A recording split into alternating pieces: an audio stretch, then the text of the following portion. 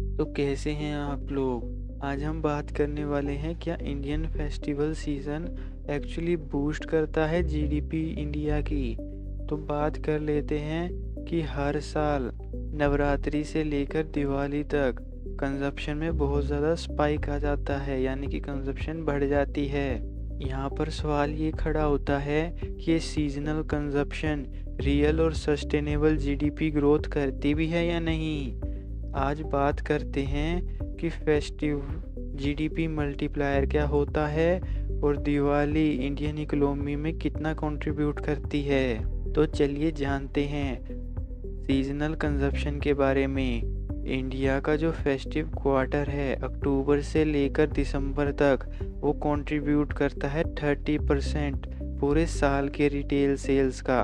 Then major sector जो इसमें होते हैं वो है ऑटोमोबाइल यानी कि वाहनों का सेक्टर, इलेक्ट्रॉनिक्स, रियल एस्टेट यानी कि घर खरीदना, देन ई कॉमर्स जिसमें अमेज़ोन और फ्लिपकार्ट से रिलेटेड रिटेल सेल्स होती हैं। इसके साथ ही साथ में गोल्ड परचेजेस और भी बहुत सी छोटी मोटी त्योहार से रिलेटेड चीज़ें खरीदी जाती हैं। हालांकि ये जो है फ्रंट लोडेड डिमांड कंजप्शन है, यानी कि इसकी डिमांड पहले से ही स्पाइक करती है फेस्टिवल आने से पहले ही, यानी कि मैन्युफैक्चरिंग पूरे साल होगी और त्योहार आने से पहले ही लोग कपड़े खरीदने लगेंगे और छोटी मोटी चीज़ें खरीदने लगेंगे ताकि त्योहार अच्छे से मनाया जा सके और दिवाली के टाइम पर या फिर किसी और फेस्टिवल के टाइम पर भीड़ भाड़ का सामना ना करना पड़े।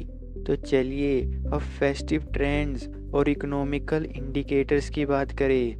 पीएमआई यानी कि परचेजिंग मैनेजर्स इंडेक्स जो बताता है मैन्युफैक्चरिंग और सर्विस सेक्टर 2 से 3 पॉइंट बढ़ जाता है फेस्टिवल क्वार्टर में।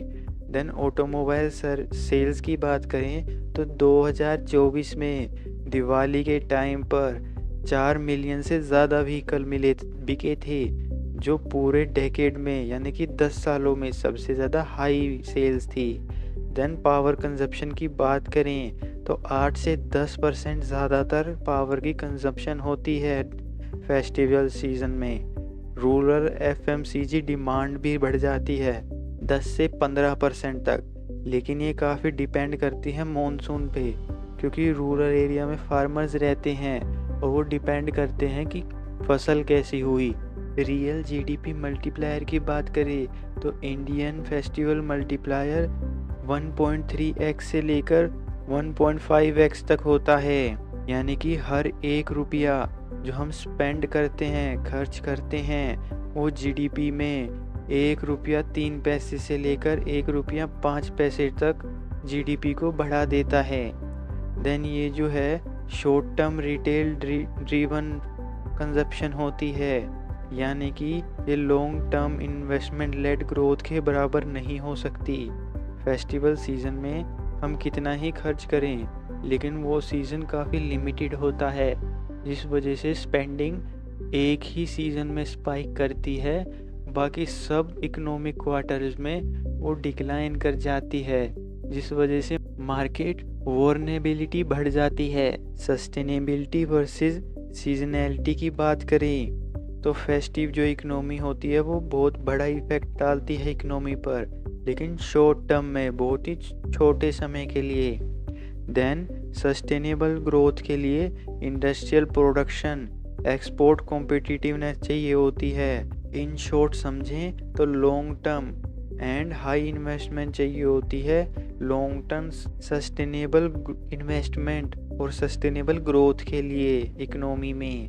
देन बात करें कंक्लूजन की तो इंडिया जो है वो एक सैशे इकोनॉमी है, यानी कि लो पर कैपिटा इनकम है, यहाँ की लोगों के पास पैसे कम हैं तो वो स्पेंड भी कम करते हैं। ये जो शॉर्ट टर्म बूस्ट आता है इसकी वजह से फायर जैसी इंसिडेंट्स और बहुत सारी डेथ्स होती हैं, क्योंकि स्मॉल इंडस्ट्रीज़ में काफ़ी सारी इलीगल एक्टिविटीज़ और इलीगल फैक्ट्रीज चलती हैं।